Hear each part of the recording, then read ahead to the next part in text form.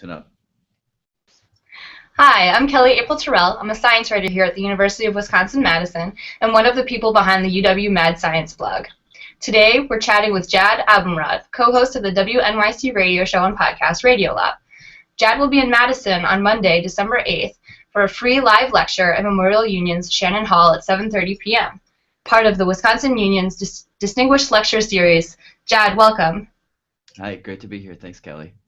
Yeah, we're really glad to have you. So Jad, I've listened to Radiolab for years, and it's arguably my favorite program on public radio. But can you describe it for people who aren't as familiar? No. It's such a hard That sounds about right. It's such a hard show to describe. I mean, it's sort of an internal joke, like we haven't ever come up with the elevator pitch.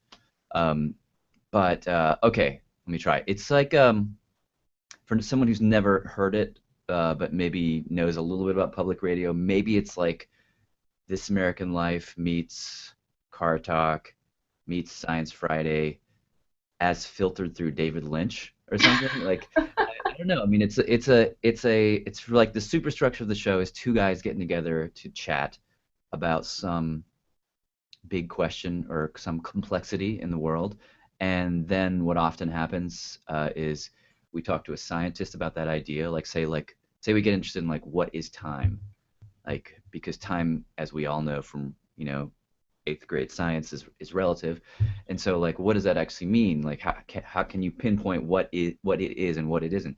So you go and you talk to a physicist, and they tell you whatever it is they tell you, and then that's exciting and interesting, but it's always only a piece of the answer, and so then you take it, you drag it out of the lab or out of the classroom, so to speak, and onto the street, and you find somebody who just was putting their coat on, walking out the door, and somehow slammed into that same idea, but not from an academic perspective. Like, say, somebody who got into a car crash, and their experience of time suddenly slowed down in that way that happens when people go through extremely traumatic things. So then you take that experience and you put it up against the physicist's definition, and you slam them together, and they kind of vibrate.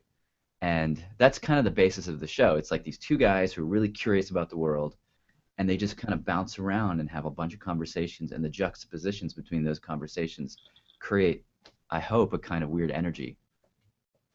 Definitely. And it seems like, I mean, to find, it's relatively easy to find a scientist, but then to sort of find that human element beyond the science, it's got to be pretty tough. You must have quite the team working for you.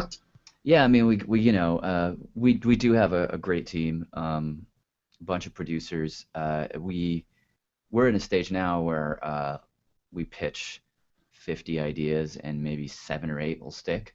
So there's so many stories you go through that are like really great stories, but they quite miss the mark, or the facts don't check out, or they don't quite have the meaning that you want, don't have that thing that you want to roll around in your head. So you just keep looking and sifting and reading and talking and going, following a breadcrumb trail to one person to the next until you get to something that feels really unique and special, that allows you to sort of think those really big thoughts that you're after, but Yeah. they're concrete. So I always want them to feel tethered to a story, And so one of the unique features of your show is the way you incorporate sounds, whether it's the music or sound effects. And so how did you come to a program that's both science-focused and also so sound-intensive and relies on sound so much? Yeah, well, I was, so it was a circuitous thing. Like my parents are scientists. My dad and my mother. Mom's a molecular biologist, and my dad's a surgeon, but he also does research. So I was around science my whole life, and so like just what a lab looks like, what people do in a lab. It's just sort of like the background of my life. And so as a consequence, I hated science and went the other direction. And so I was studying music, and I went to school for composition. And then I got out of school and started writing music for films, and that's what I thought I would do. And somehow I stumbled like ass backwards into radio. And it was initially because I was interested in sound, and I was interested in a medium where like sound was important. And gradually, as I was figuring out well, what stories do I want to tell? Like, what's interesting to me?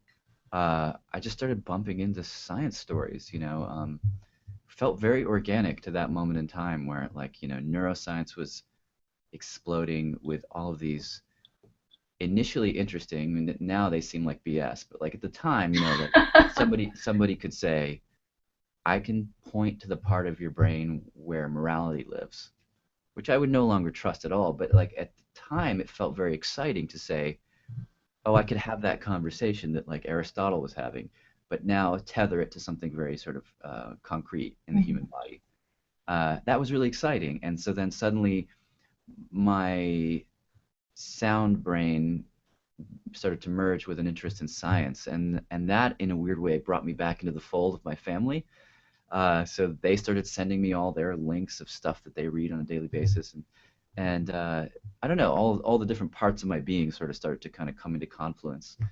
But it was sound first, and then science, and now we're going in all kinds of different directions, and so science is one piece of it, but we're doing a huge hour on football. We're doing a bunch of reporting about counterterrorism. Robert's working on like a symphony about buttons. Wow. So it's like we're kind of going in all directions at once. Yeah, yeah. Well, and now there's a new player, Serial, right, in the game, Yeah. and Yeah. so It's like podcasting, thanks in large part to Serial, is having its moment, I think.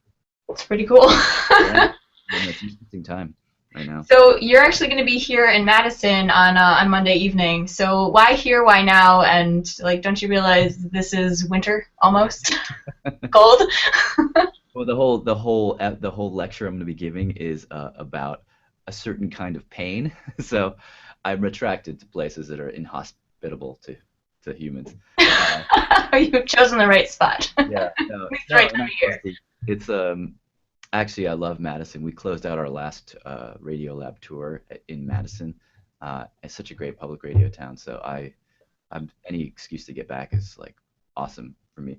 But no, I mean this is a lecture that I'm going to be talking about basically it's sort of a couple of things all at once. It's like the genesis of Radiolab. It's about many different things that I think about when telling stories. So it's sort of a clinic on storytelling, but it's also like a look at the uncertainty of making stuff and the doubt that's present in any creative process and the ways in which I've figured out how to navigate myself through that doubt.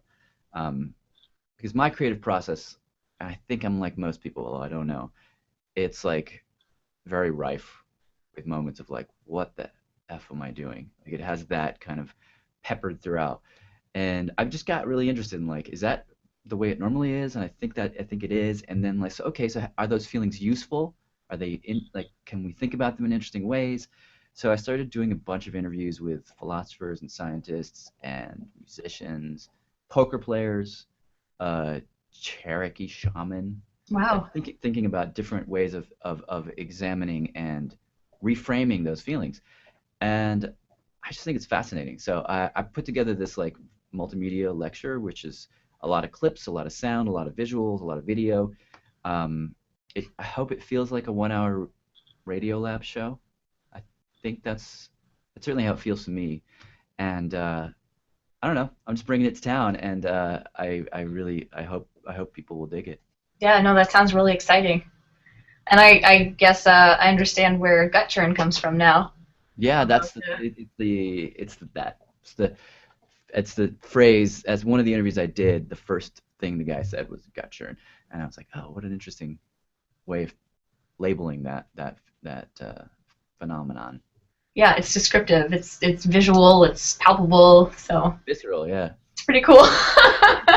So while you're in town, is there anything special you plan to see or do? I'm gonna see a lot of the campus. I'm gonna drop in to WPR, Wisconsin Public Radio, and see those folks.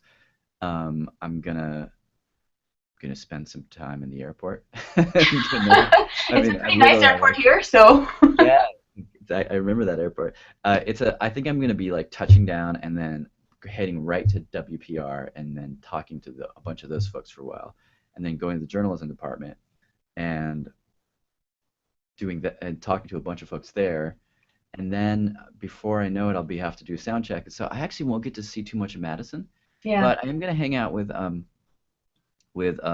one of our secret operatives in the field, Soren Wheeler, who works at Radiolab and is based in Madison. So I'm gonna make him uh, drink bourbon with me afterwards. I Sounds think that's terrible.